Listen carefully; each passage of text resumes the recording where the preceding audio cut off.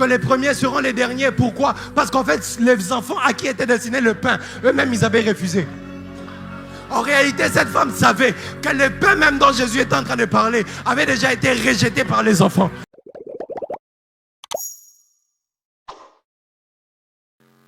Matthieu 15, 21 à 28.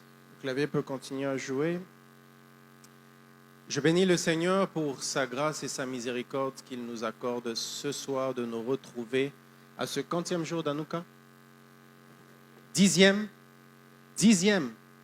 Acclame pour ton voisin et dis à ton voisin de gauche et de droite, félicitations, nous sommes déjà à 10 jours. Donc il nous reste combien de jours?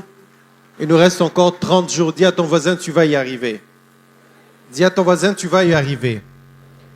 Et c'est une grâce justement que nous soyons là encore ce soir et je bénis le Seigneur pour tous les intervenants qui nous ont précédés. Est-ce qu'on peut mettre les mains ensemble, bénir le Seigneur pour ce qui se passe ici à Hanouka? C'est extraordinaire la succession des hommes de Dieu et comment ils nous ont bénis durant tout leur passage. Et je bénis aussi le Seigneur pour la vie de mon père spirituel ainsi que son épouse, le prophète Joël Francis Tatou. Est-ce qu'on peut mettre les mains ensemble? Merci, Papa, pour cette confiance et aussi pour cette grande responsabilité. Est-ce que tu peux aussi acclamer pour toi qui viens de faire 10 jours à Hanouka et tu es là? On va lire et puis on va avancer. Amen, amen.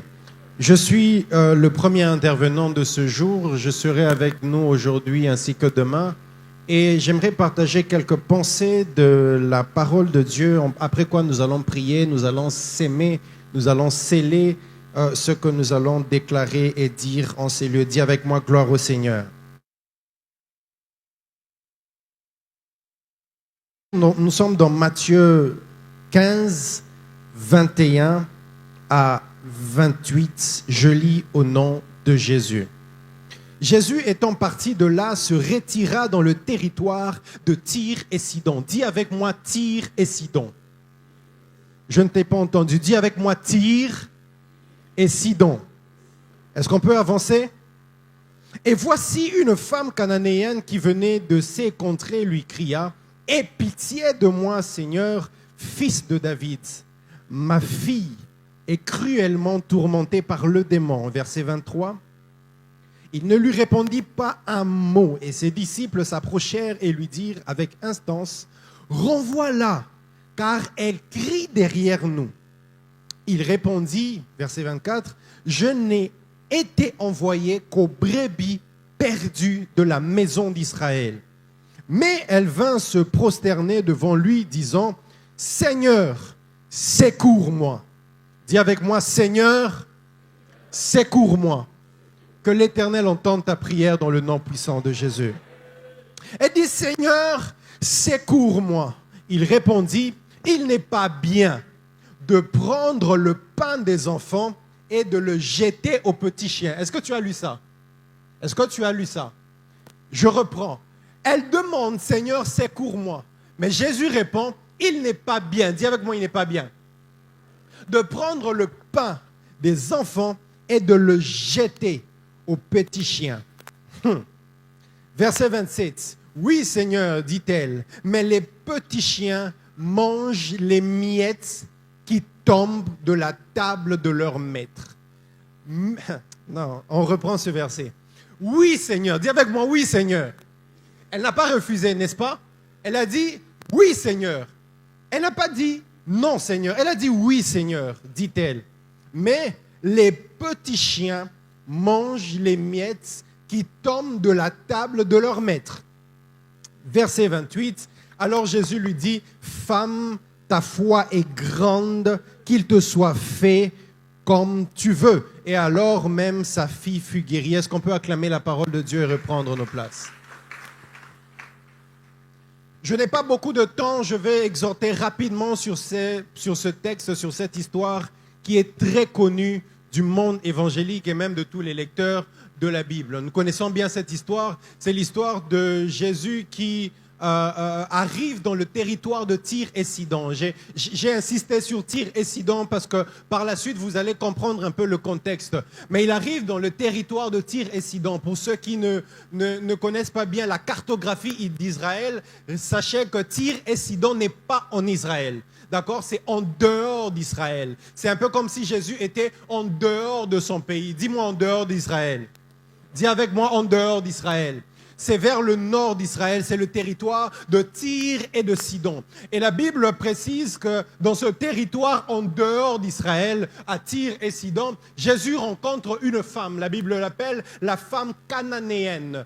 Ou encore, d'autres versions disent la femme syrophénicienne. Parce que justement, c'est une femme de ce côté-là. Je vous épargne un peu la géopolitique et la géographie. Amen, amen. Dis avec moi, avance, pasteur. Alors, Jésus rencontre une étrangère. Dis avec moi, une étrangère. Donc, elle est de Tyr et de Sidon.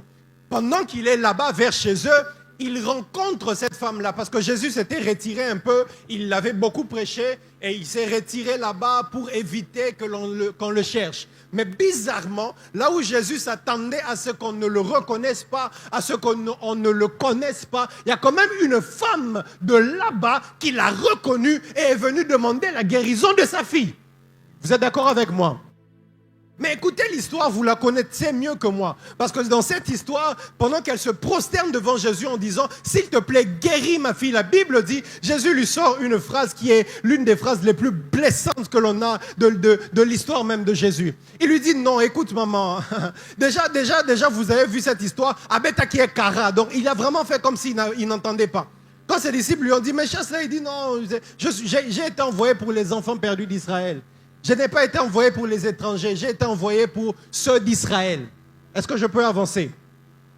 Alors, elle vient quand même, elle insiste, elle se présente devant Jésus et elle lui dit « Sauve ma fille parce qu'elle est malade, elle est tourmentée par un démon. » Mais ici, bizarrement, Jésus donne une réponse quand même choquante. Il dit, écoute maman, il n'est pas bon de prendre le pain des enfants, ça veut dire ce qui est réservé aux Israélites, et de le donner aux petits chiens. Donc, vous les étrangers, vous êtes des petits chiens. Alors le pain que moi j'ai, c'est pour ceux d'Israël, ce n'est pas pour vous. En d'autres termes, la prééminence du pain que j'ai, c'est pour ceux d'Israël, et ce n'est pas pour vous les autres étrangers, parce que vous êtes des petits chiens.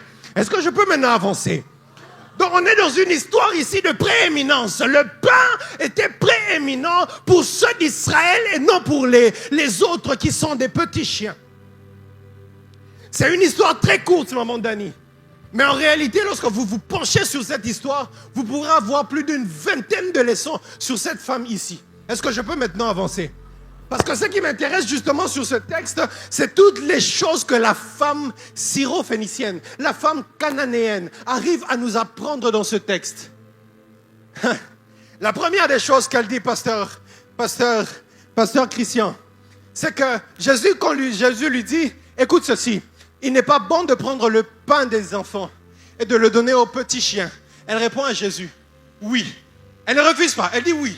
Ça que tu dis là, c'est vrai. Mais elle rajoute une phrase qui était aussi vraie. Elle dit, oui, mais les petits chiens là, leur nourriture, ce n'est pas le pain. Leur nourriture, c'est les miettes. Non, je suis en train d'arriver. Elle dit, oui, ta phrase à toi, elle est vraie. Mais moi qui suis petit chien, je ne cherche pas le pain, je cherche les miettes. En d'autres termes, elle était en train de dire à Jésus, c'est vrai qu'on ne peut pas changer la destination du pain. On ne peut pas changer la destination, le principe de à qui appartient le pain.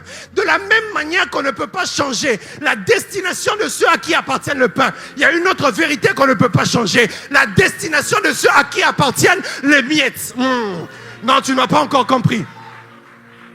C'est bien ce que tu dis. Le pain, c'est pour les enfants. Je n'ai pas demandé de changer de destination. Mais ce que je te dis, c'est que je réclame, nous les petits chiens, au moins les miettes qui nous sont destinées. Je viens parler à quelqu'un. Je viens parler à quelqu'un ce soir. Que ce qui t'est destiné puisse t'être attribué durant ces années au nom de Jésus. Il arrive des fois dans la vie, on a envie de dire à Dieu, Seigneur, je ne te demande pas les voyages de Dubaï comme les autres. Je ne te demande pas une Rolls-Royce. Je ne te demande pas forcément que je voyage chaque semaine. Mais au moins, donne-moi le minimum dont j'ai besoin. Donne-moi le minimum qui m'est requis, Seigneur. Parfois, on a envie de prier, à dire à Dieu, Seigneur, les autres, tu leur donnes beaucoup de choses, comme les téléréalités qu'on regarde aujourd'hui. Les Dubai Bling, des hommes et des femmes dont l'opulence, avec beaucoup d'argent, a dépensé des milliards. Et dit, Seigneur, on ne te demande même pas ça. Mais au moins le pain de chaque jour là qu'on doit manger. Est-ce que pour ça, vraiment, il faut qu'on aille jeûner en retraite? C'est ça que cette femme essaie de dire. Papa, je ne te demande pas le pain. Le pain, peut-être, c'est pour les enfants. Les enfants, peut-être, qui ont une autre destinée, une autre vie. Mais au moins, nous aussi, on a droit au moins aux miettes. Parce que si le pain est pour les enfants, les miettes, au moins, c'est pour les petits chiens. Alors, donne-moi les miettes que je mérite. Parce que la Bible déclare, il est le Dieu qui fait lever son soleil sur les mauvais et sur les bons. Il fait pleuvoir sur les justes et sur les injustes. Papa, tu as donné aux justes. Alors nous, les injustes, fais-nous aussi pleuvoir notre pluie. Je ne réclame pas d'abord ici d'être enfant. Je réclame au moins, même dans ma position de petit chien. Toi qui fais grâce à tout le monde. Seigneur Yanga et Zawapi. Dis avec moi, Seigneur Yanga et Zawapi. Je prie que le Dieu d'Anouka entende ta prière et te donne au moins ce qui t'est dû. Parce que parfois, en fait, ce que l'on cherche, ce ne sont pas des grandes choses. Ce que l'on cherche, ce ne sont pas des choses compliquées. Je ne te demande pas forcément un mariage que je vais célébrer à New York. Un mariage que je vais célébrer avec limousine. Mais au moins même les mariages que je vais célébrer seulement à la mairie. Et aussi ici, Zonginandaku. Mais au moins Libalananga et Zawapi. Je ne te demande pas le pain, papa. Je te demande au moins les miettes. Une deuxième chose que l'on peut apprendre avec cette femme. Elle est exceptionnelle. Écoutez ceci. Elle savait que tout bon juif, aucun bon juif ne peut refuser à quelqu'un qui lui demande les miettes. Est-ce que je peux avancer? Elle savait par principe et par la loi qu'aucun bon juif, si tu demandes à tout juif les miettes au moins de ce qu'il possède, il te le donnera. Pourquoi? Parce que c'est dans la loi juive. Lévitique. Est-ce que je peux avancer?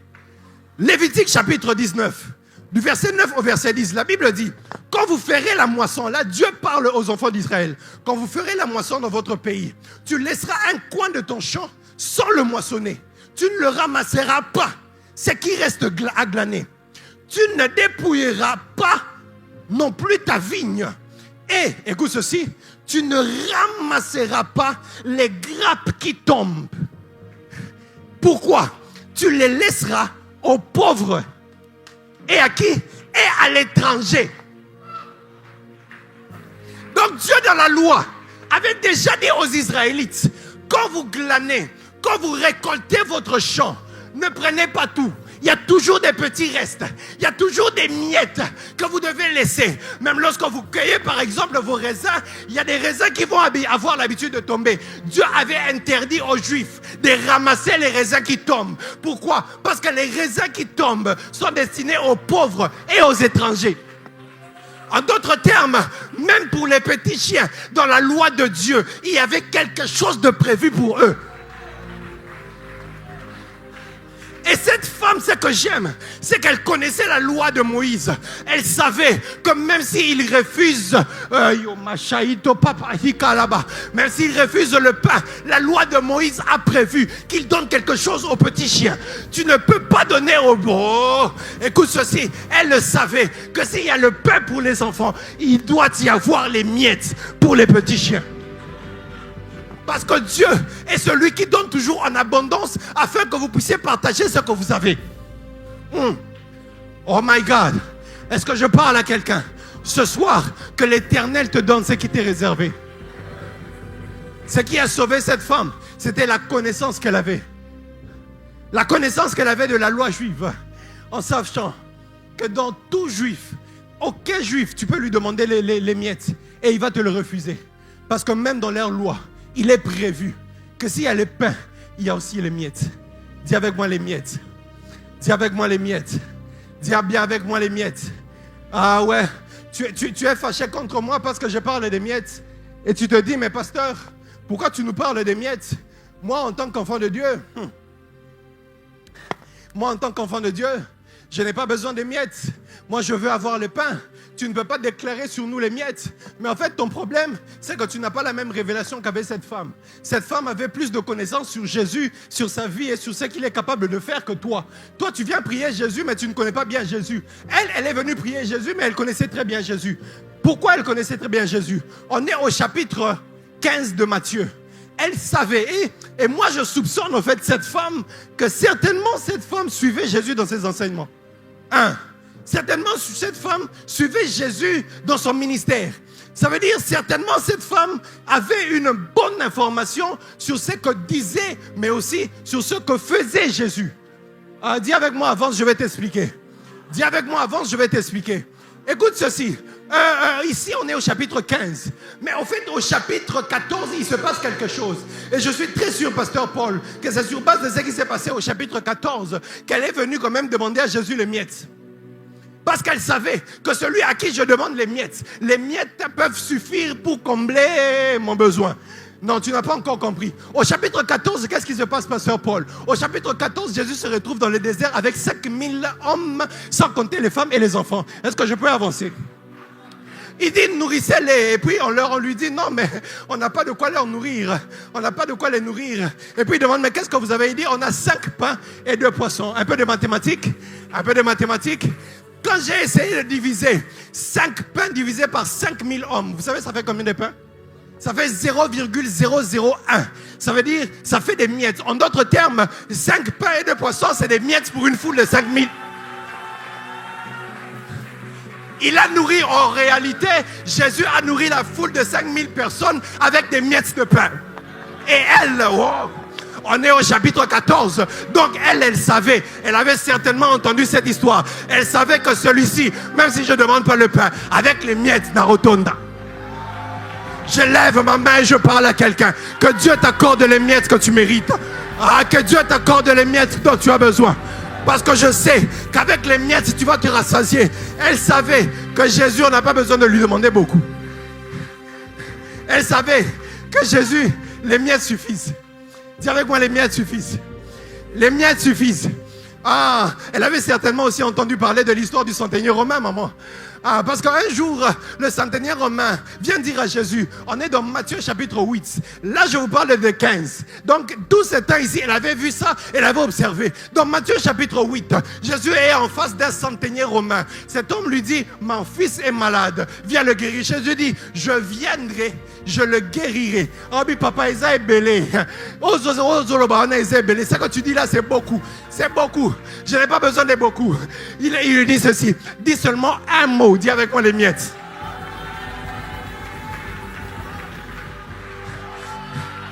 Elle dit, dis seulement un mot. Papa, je n'ai pas besoin de beaucoup. Donne-moi seulement les miettes. Parce que je sais que de ta bouche, les miettes peuvent représenter ce dont j'ai besoin. Que l'Éternel accorde à quelqu'un qui me donne un amen, les miettes dont il a besoin. Ton problème, c'est que tu es incrédule parce que tu veux forcément, tu veux forcément que Jésus te donne le pain. Mais cette femme connaissait Jésus. Elle savait de quoi il est capable. Elle savait que même les miettes de Jésus peuvent guérir. Même les miettes de Jésus peuvent faire la différence. Est-ce que je peux avancer? Est-ce que je peux avancer? Est-ce que je peux avancer? Elle savait une autre chose. Elle savait que Jésus a l'art de cacher des grandes choses dans des petites choses.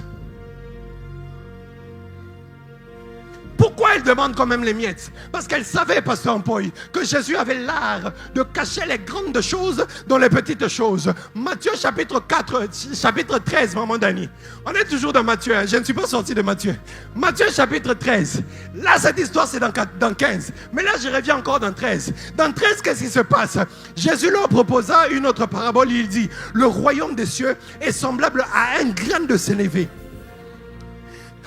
qu'un homme a pris et semé dans son champ. C'est la plus petite, dis avec moi petite de toutes les semences. Mais quand il a poussé, oh my God, il est plus grand que les légumes et devient un arbre, de sorte que les oiseaux du ciel viennent habiter. Elle connaissait les enseignements de Jésus. Elle savait que les graines de sénévé, frère, allez sur internet, allez taper graines de sénévé. c'est très petit. C'est comme la poussière. C'est très minuscule. En fait, en réalité, ce sont des miettes.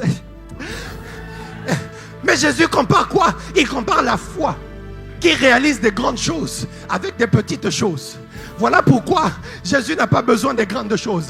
Il sait que par les petites choses, il peut créer des grandes choses. Et cette femme avait la connaissance.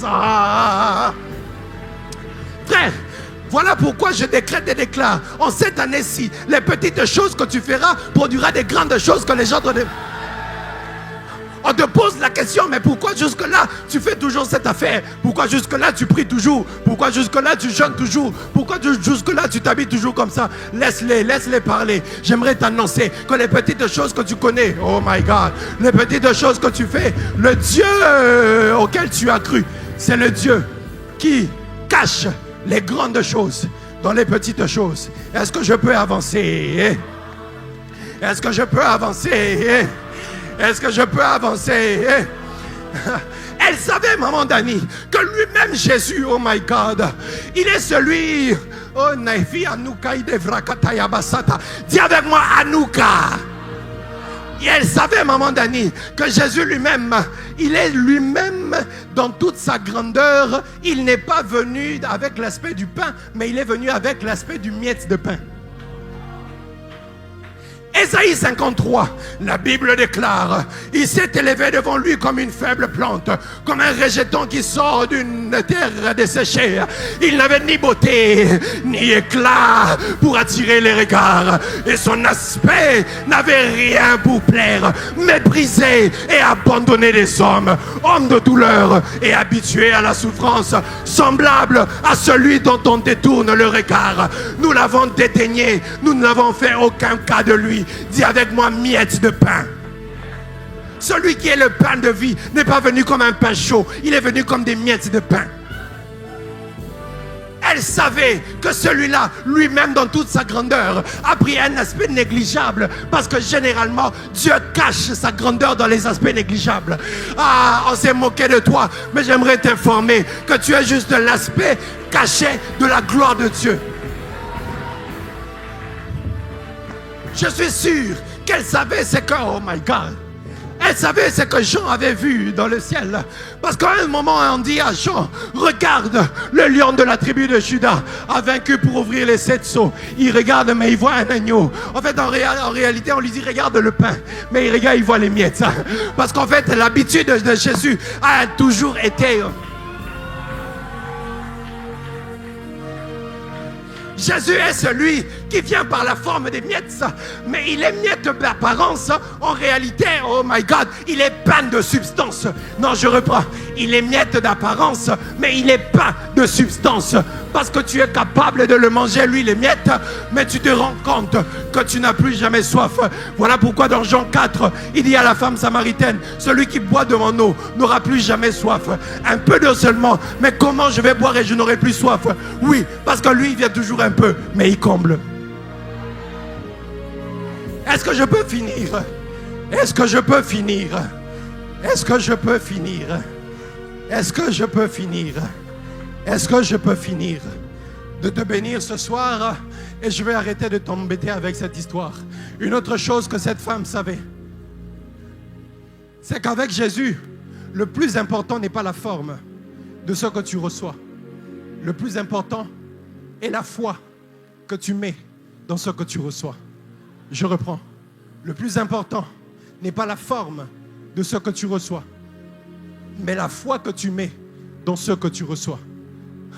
On se rend compte qu'elle demande à Jésus le pain. Jésus lui dit non, le pain c'est pour les enfants. Elle dit il n'y a pas de problème, donne-moi au moins les miettes.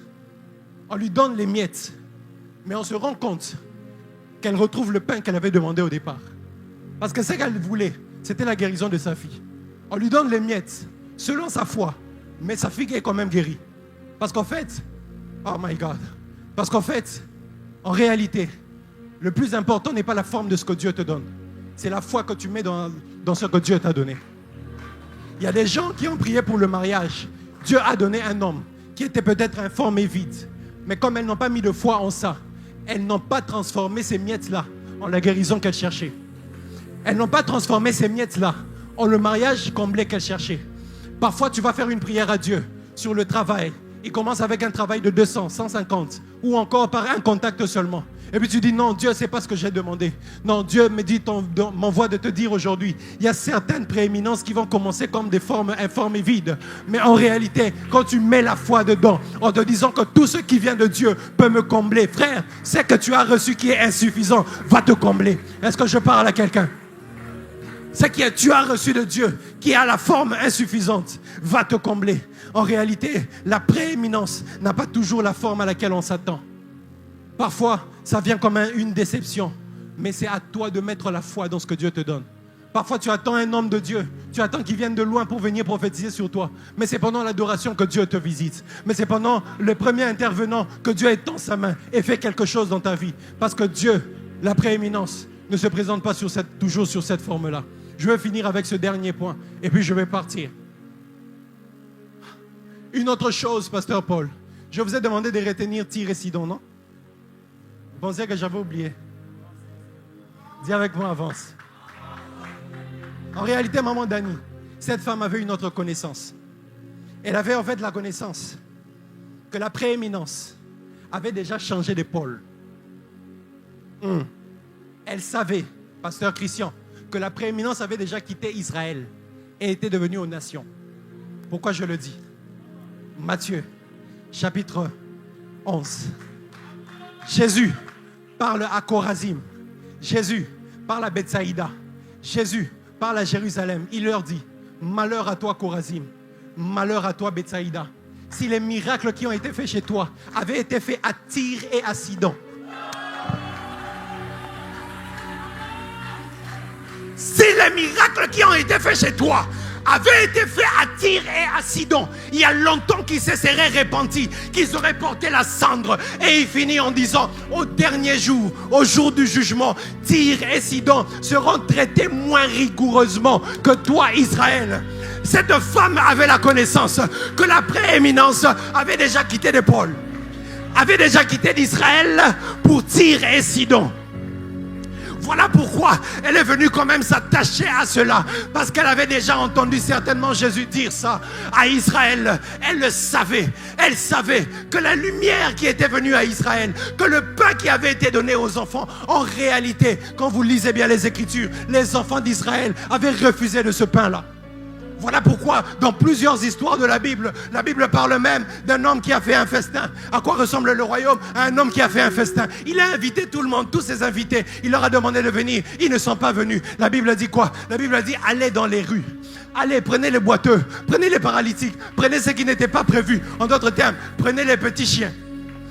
Et il dit, emmenez-les, remplissez mon temple, remplissez, on va fêter avec cela. Et c'est comme ça qu'il dit, alors il fallait quelqu'un pour manger le pain qui restait sous la table. Voilà pourquoi Jean est en train de dire, my God, la parole qui est la lumière, elle est venue parmi les siens, mais les siens ne l'ont pas reçue. Oh my God. Et elle continue en disant, mais à tous ceux qui l'ont reçu, à tous ceux qui ont cru en son nom, elle a donné le pouvoir de faire quoi? De faire quoi? De faire quoi? Et qui étaient des petits chiens. Elle a donné le pouvoir de devenir enfant. Elle a donné le pouvoir de quitter de petits chiens à devenir enfant de Dieu. Voilà pourquoi le pain est désormais pour eux. Je lève ma main droite. Que le Dieu d'Anouka te transforme de petits chiens en enfants de Dieu qui doit prendre part à la table du maître. Est-ce que je parle à quelqu'un? Est-ce que je parle à quelqu'un? Elle avait déjà la révélation que le pain n'était plus pour les enfants d'Israël, que c'était déjà disponible pour les violents qui devaient s'en emparer. Voilà pourquoi la Bible dit, depuis Jean-Baptiste, le royaume est forcé. Ce sont les violents qui s'en emparent. Pourquoi? Parce que ceux à qui c'était destiné, ils n'ont pas pris part à cela. Que Dieu bénisse sa parole.